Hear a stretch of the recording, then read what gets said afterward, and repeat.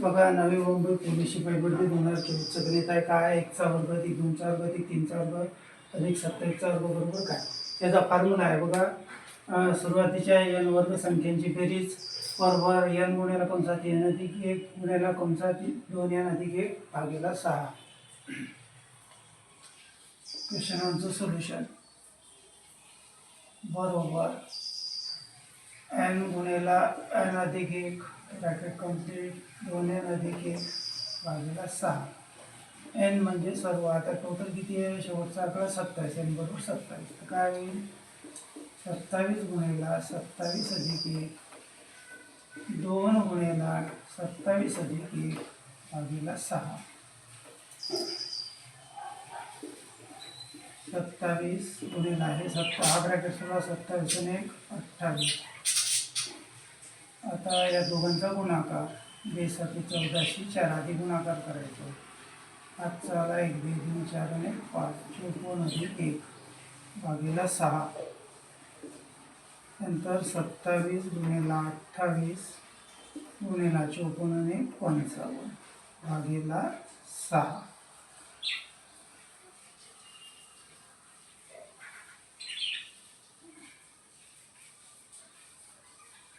3 2 6 3 9 27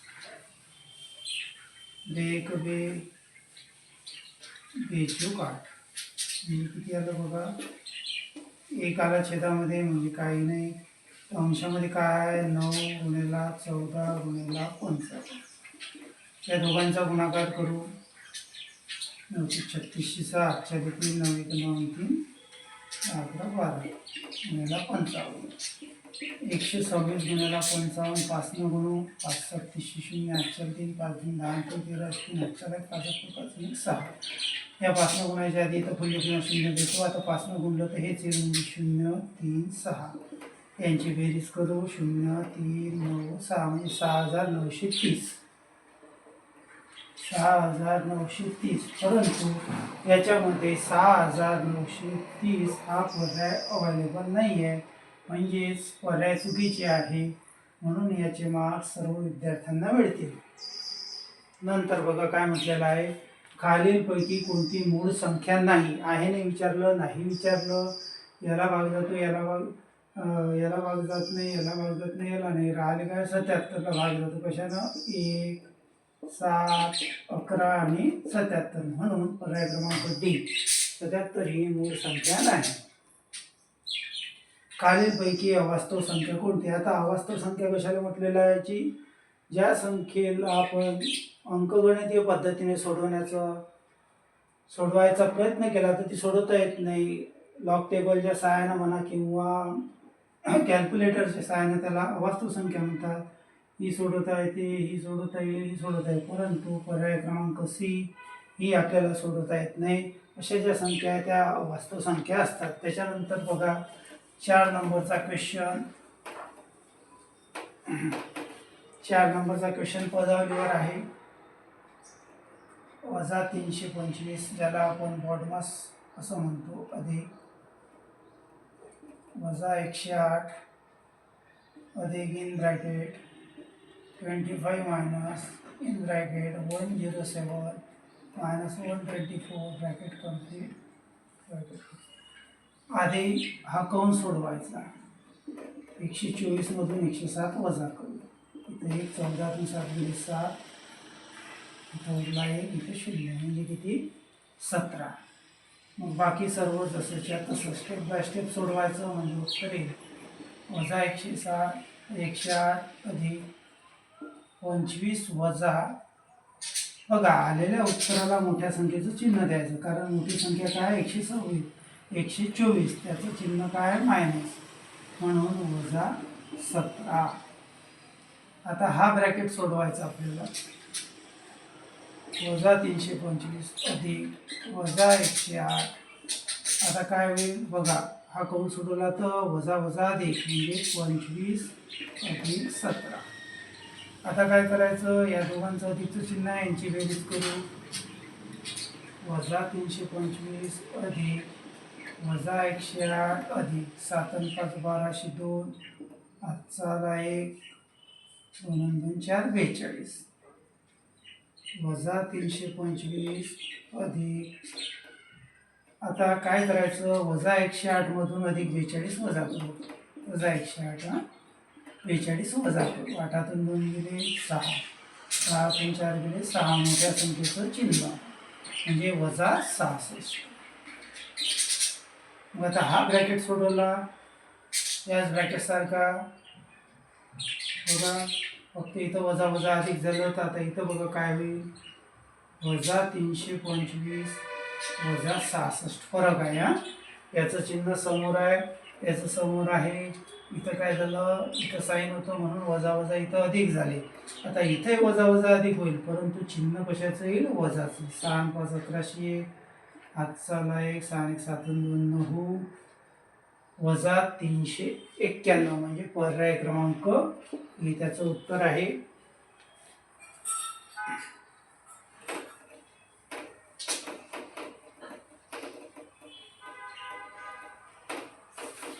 त्याच्यानंतर बघा रोमन अंक दिलेले आहे आपल्याला. काय दिलेलं आहे, XX V III मायनस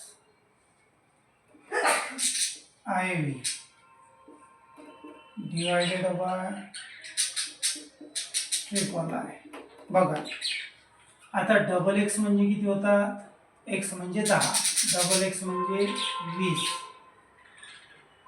आणि हे V म्हणजे 5 आणि III म्हणजे 8.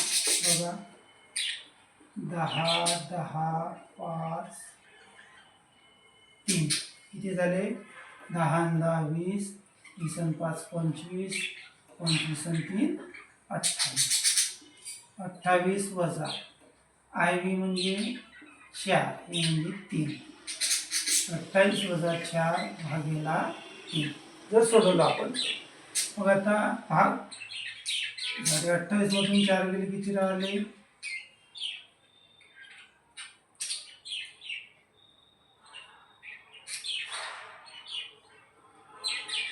24.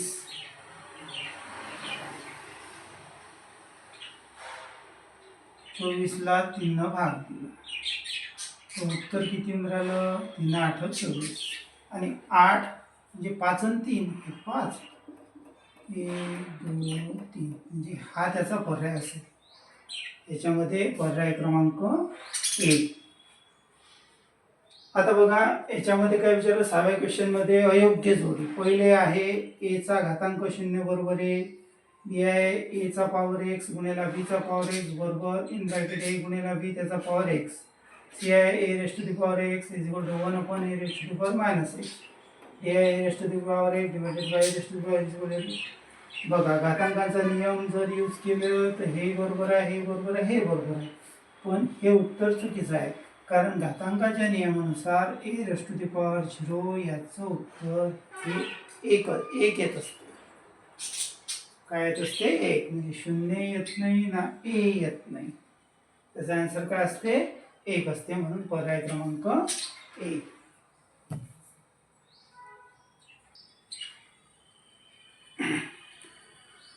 बघा आता 7 नंबरचा क्वेश्चन आहे, 0.9 गुणिले 0.09 गुणिले 0.00 भागिले 0.0009.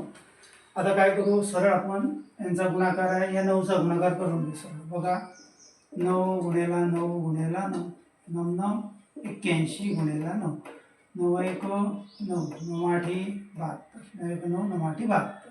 दशक चिन्ह किती घरानंतर आहे, 1 2 3 4 5, टोटल किती झाले, 6 घरं. 9 2 7 6 घरं म्हणजे 1 2 3 6 घरानंतर आहे. झाले 3 आणि 3 6 झालं. अंशात जर सोडवलं आपण, अंशात काय आलं, 0 दशक चिन्ह 2 3 7 2 9 729 आणि छेदामध्ये काय 0 दशक चिन्ह 0 0 0 9. आता आपल्याला काय करायचं आहे, सारखं करायचं आहे. म्हणजे इथं 6 घरं आहे, इथं किती घरं आहे, 4 घरं, म्हणजे छेदामध्ये 2 घरं वाढवायचे. म्हणजे बघा दाखवतो इथं 0 दशक चिन्ह 1 2 3 7 2 9 भागिला शून्य दशक चिन्ह 1 2 3 9 2 शून्य वाढवले. मग आता दशक चिन्ह कॅन्सल केले म्हणजे अंशामध्ये किती राहिले 729 आणि छेदामध्ये किती राहिले 900. आता 729ला 900 भाग द्यायचा किंवा भाग जाते बघा 9 2 11 11 7 18 दोघायले 9 भाग जाते देऊ 9 8 72 9 1 9 हे 9 1 9 0 0 म्हणजे 81 भागेला 100. आता 81 भागेला 100 म्हणजे इथंच आपलं उत्तर निघते. बरोबर आहे म्हणजे 0.81. तरी आपण सोडून बघू. 81ला 100 भाग गेला पहिले शून्याचा पॉईंट 0 100 8 800 0 1 0 खाली घेतलं 0 100 1 100 म्हणजे किती आलं 0 दशक चिन्ह 1 8 म्हणजे एवढं काही कठीण नाही.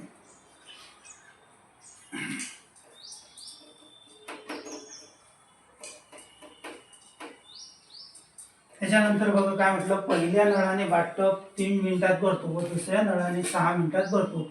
जर दोन्ही नळ एकाच वेळी चालू ठेवले तर वाटप भरण्यास किती वेळ लागेल. कारण याच्यावर आपण आधी दोन्ही प्रश्नपत्रिकेमध्ये ज्या झाल्या त्याच्यामध्ये पण रिपीट झालेलं आहे. बघा आठव्याचं पहिल्या नळाने किती आहे 3 मिनिटं म्हणजे 1/3. दुसऱ्या नळाने किती मिनिटं 6 मिनिटं म्हणजे 1/6. मग आता दोन्ही नळ एकाच वेळी चालू ठेवले म्हणजे हा पहिला आणि हा दुसरा एकाच वेळी चालू ठेवलं मग किती मिनिटं लागेल. यांचा करायचा तिरपा गुणाकार करून लसावी काढायचा.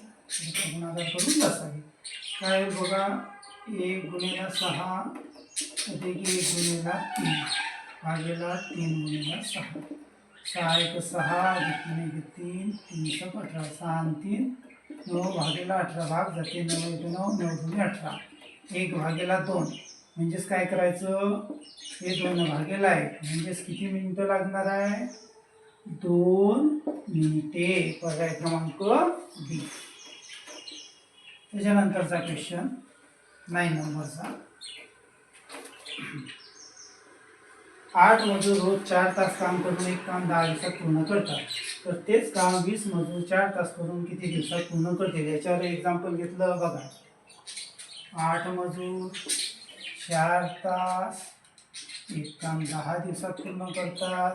तर 20 मजूर 4 तास दिवसासाठी डी घेऊ. डीला आहे पुण्याला इकडे आणल्यानंतर भागेला बघा 8 × 4 × 10 भागेला 20 × 4 बरोबर डी.